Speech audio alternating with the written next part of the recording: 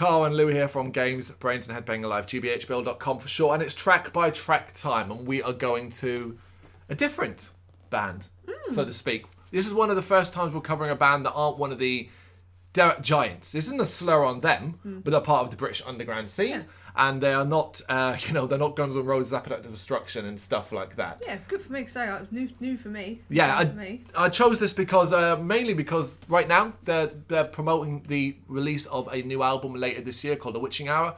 Go and pre-order that. There's a lot of cool packages you can do. I am, of course, talking about Lesbian Bed Death, and we are going to be looking at Born to Die on VHS, originally released in September 2019. It was fully remixed and remastered by producer Steve Lethal during the 2020 COVID-19 lockdown.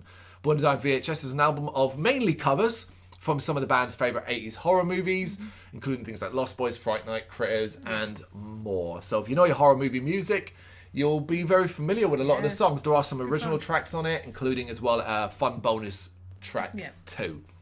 So we begin with Fury, which is an original track. We get a wild flurry of guitar and drums, then those awesome vocals. This is a banger of a start for me. It's tons of energy with a very catchy chorus, plenty more feel-good groove. As a start to the original content, it sets things up well, and I think if you were new to Lesbian Bed Death, as I was at this stage, this would immediately make you a fan. Yeah, definitely agree with that. I said, great 80s style intro, love the vocals, it was great energy, and everything just works together. It's just really really strong, put together track. Yeah. I say one of the original tracks, and it was good. Good to start with that, I feel. Absolutely. It's like you've got this cool album of covers, but like, let's hear you. Yeah. Particularly as many people like me and many people will maybe have sought this out or found this album based off the cool horror movie covers. Yeah, want to check that shit out. Yeah, absolutely. Yeah.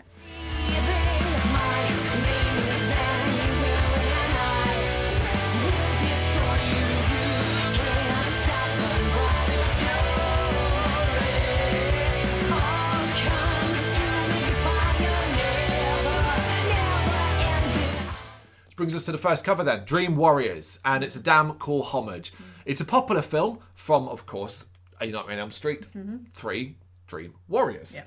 It's a popular film, but probably not as well known as a track done by Dokken. That's probably not as well known, I think.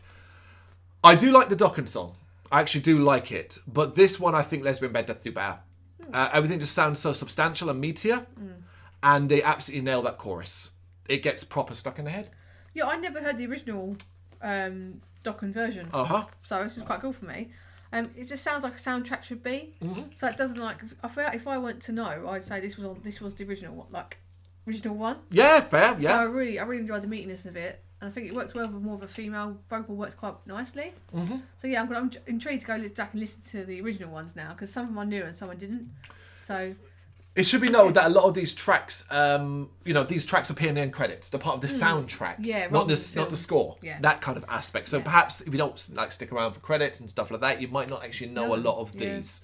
And that was a problem for me with the next one. You can't hide from the beast inside. For starters, it's by a band called Autograph, and I don't know who Autograph are. No, I don't know who they are. No, I've not heard of them. I'm not even familiar with the track either, even though I actually love Fright Night. So it's got some snarl and bite to it, energetic with a twisted tongue-in-cheek touch to it. I like it. I like it. Yeah. Yeah, I enjoyed this one. I like the drums in the breakdown before it builds back up. Okay. So I really enjoy that kind of like that 80s vibe that goes through the whole thing. But again, not having like the reference point, I was like, different way of listening to it. True. Not the original kind of to listen to. Yeah, for me, that was it for me. It was like there's no comparative for me at all. Absolutely. Yeah. Scream Until You Like It. I mean, here we have Ghoulies 2 and we have Wasp. It's a damn good combination, and Lesbian Bed Death nailed the catchy rocking ways of the band, even though I don't think it's a great song overall. I've never been a Wasp fan, and that's not going to change here. Yeah. Yeah. See, I'm a Wasp fan, so I was like, oh, sweet. Yeah, because I didn't know this was on a horror film album, but it makes sense when you think about it. Well, it's Ghoulies 2. Horror is stretching it. Yeah. Yeah. I like filthy vocals and chunky guitars, and I like the build to the end, so I really enjoyed this one. Cool. Yeah. Pet Cemetery. Now, I fucking love the Ramones song. I think the original Ramones song is brilliant, and it's a tough task for Lesbian Bed Death to live up to it. However, I think they do a very good version. I love the synth. It's never going to be better than the original, but it's a killer tribute with a top shelf chorus.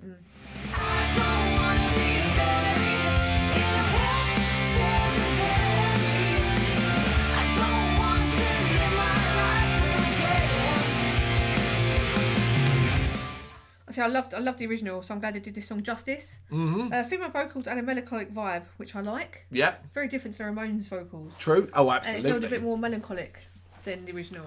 Yeah, I mean, it is one of those where it's a cover, but it's very, very different because automatically from the vocal side of things. Yeah. But it's one where I know the Ramones song so fucking well that this was so familiar.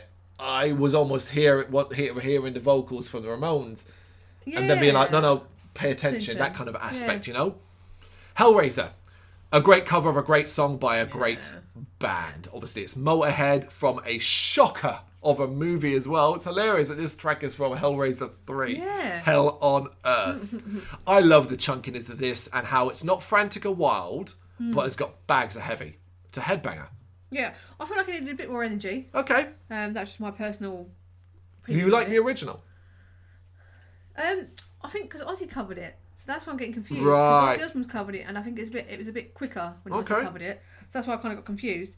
It gave me the sense that the album was great fun to record, and like picking tracks was great fun. True. I really appreciated that. It's like to get to put that together and have some fun and play music and pick horror classics was really good.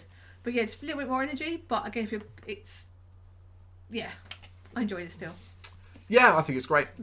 Party Time, zombie version. I mean, come on, people. What does this song mean to me personally? The original is such a banger and fits so perfectly within the movie. The movie is The Return of the Living Dead. Lesbian Bed Death do an incredible version of it. I can see the images from the movie flittering over my eyes as this song plays. However, it is not better than 45 Gray's version. But that's not because they don't do a good version of it. It's simply because of what the original means to me. Yeah. I love this version. I think it's brilliant. I think people will have a lot of fun with it. It's a really, really strong version. It's simply put, 45 Gray's version, that is too iconic and important to me to not be like, of course 45 Gray's version is better, you know? Yeah.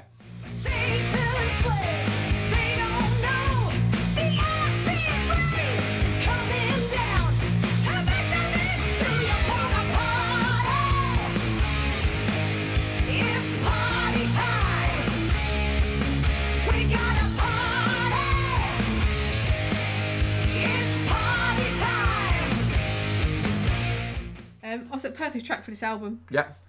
Great fun. Her vocals work so well. So I really enjoyed it because I've got that connection that you have. I really, really enjoyed it. When I saw it on the listings, I was like, yeah, man. I mean, I'm on board. I did that chorus every time. Yeah. Do you wanna party? Bow, bow. You know what I mean? Yeah.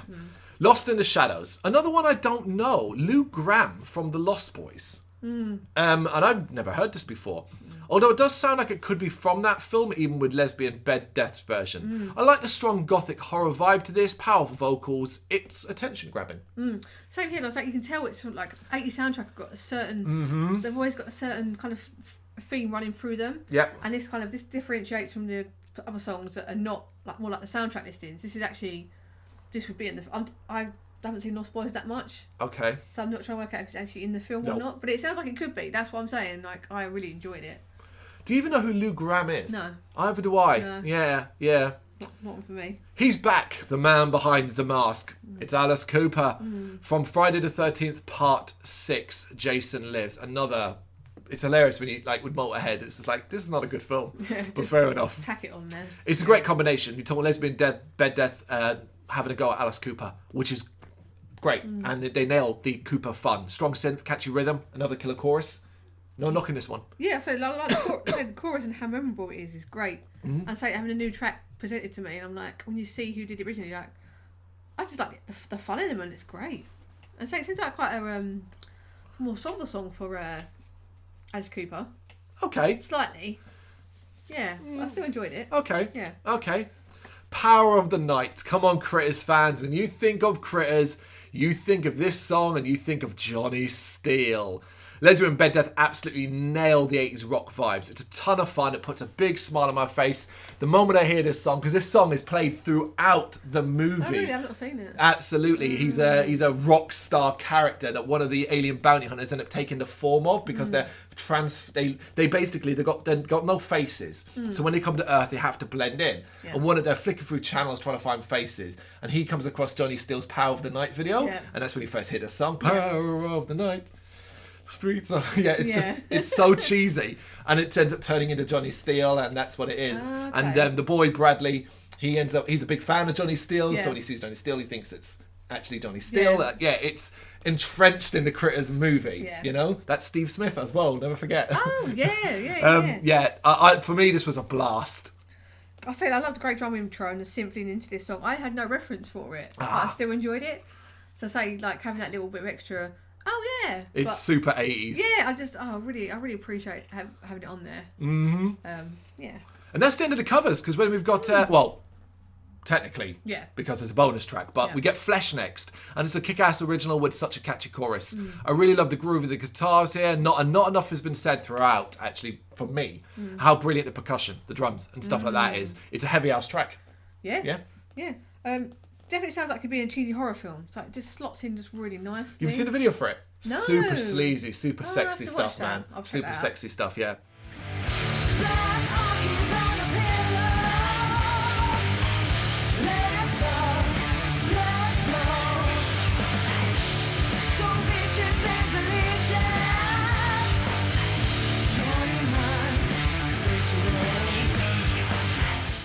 Yeah, it just feels like it being like a cheesy 80s horror film. It works perfectly, nice and sleazy. Yeah. I'm really impressed with that one. And the last of the original tracks, Born to Die in VHS, firecracker this one. Tons of energy with a really thick and heavy guitar sound. It's a fast-paced start with some real snarl coming from those excellent vocals, but it also has some killer groove, and that shouted title part is cool as fuck. Yeah, I was going to mention that. Born. Yeah, I really appreciate that. Also, I like the sneery lyrics in the chorus. Mm-hmm. Just that kind of really... It's perfect. Just like it just ties in everything of the whole album. True. Just finishing with that. And really enjoyed it. And so the fact that certain, because I hadn't heard so many songs before, I looked up the list to see what films they came from. Yep. Someone quite helpfully put them where the film they come from. Right, they had, because I didn't know, I hadn't a clue some of these were from films before, and that's a good thing. Like your songs are so perfect 80s horror that I didn't know which was covers at certain points. True. So yeah. And then we get another cover, and it's Heartbreaker. And I was like, I'll admit, when the first time this came up, I was like, I don't really care about this one. But I ended up really liking it. It's fun, it's catchy, it's simple, it's just nice. Yeah, cool. It makes sense they put it on this album, like an album where you get to pick favourite tracks you like from films, and just songs you like in general. Why not? Just record it, have fun with it. I think especially like we're recording it during like a lockdown, things like that. Just have fun with things. Yeah. Okay, there you go. It's all the tracks. Top three. Top three. I go for Fury. Yep. Dream Warriors. Yep. And then I would go for Lost in the Shadows. Okay. Yeah, really like the Lost Boys. Okay, I've gone for Fury and Flesh, the two original tracks. And of the covers, I really struggle with this one. I could have had Dream Warriors as well. Could have had Pet Sematary, but I ended up going, look, Party Time, zombie version. It had to be. This song just is too important to me, you know. Even though I said like I prefer 45, I want to reiterate, Lesbian Bed Death version is fucking excellent. Yeah. But check this one out yourself, man. If you haven't had the chance, just for those cover tracks. If you're a big horror movie fan, get to know this band. They're awesome, and let us know what you think of it overall in the comments. Thank you very much for watching. You can check us out on gbhbl.com as well as on Facebook, Instagram, Twitter, and Tumblr. Go to Patreon and help us out over there. That's patreon.com/gbhbl, as well as Big Cartel, where you can find some of our merchandise. We have a podcast running on SoundCloud and Apple Podcasts. And of course, if you like this video, do us a favour, hit the subscribe button and help the channel grow. Games, horror and heavy metal. What else is life for?